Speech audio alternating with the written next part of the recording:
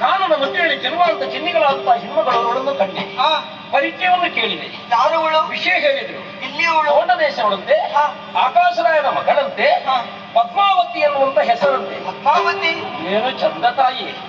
ಸೃಷ್ಟಿಕರ್ತನಂತ ಬೊಮ್ಮನು ಚಿತ್ತಿಗೈದ ಕಾಂತಿ. ಮುತ್ತು ಮೊಗದ ಮೋಹನೆಯನ್ನು ಕಂಡಾಗ ಅವಳ ಮೋಹಕ್ಕೆ ವಶರಾಗಿ ಹೋಗಿ ನನ್ನ ಅಪೇಕ್ಷೆಯನ್ನು ಮಂಡಿಸಿ ತಿರಸ್ಕರಿಸಿ ನೆಲದಿಂದ ಕಲ್ಲ ನೆಟ್ಟಿ ಹೊಡೆದಳು. ಮನೆಯಲ್ಲಿ ರಕ್ತ ಸುರಿತ ಉಂಟು ಮಗ. ಕುದುರೆ ಬಿದ್ದು ಹೋಯಿತು.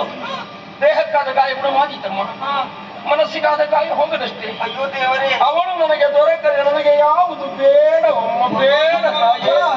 ನೀನಂತಲ್ಲ ನಿನ್ನ ಪ್ರಾಯದ ಮಕ್ಕಳು ಹಾಗೆ ಚಂದದ ಹೆಣ್ಮಕ್ಕಳನ್ನು ನೋಡಿದ್ರೆ ಬೀಳುವುದೇ. ಮತ್ತೆ ಅಂತ ನಾನು ಕೂಡ ಆಲೋಚನೆ ಮಾಡ್ತಾ ಇದ್ದೆ ಮಗ, ಮದುವೆ ಮಾಡಿಸ್ಬೇಕಂತ.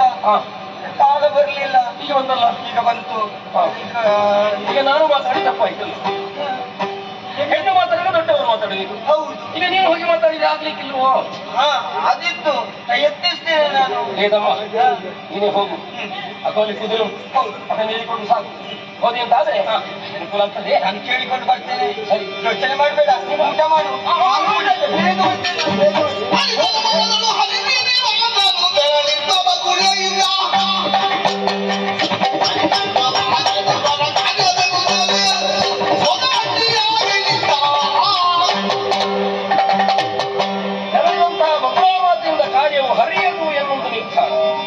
ಹಾಗಾದರೆ ಮಾತ್ರ ಹೃದಯ ನಂಬಿ ಬೇಕಾದಂತಹ ವೇದಿಕೆಯನ್ನು ನಾನೇ ಸಿದ್ಧಗೊಳಿಸಬೇಕು.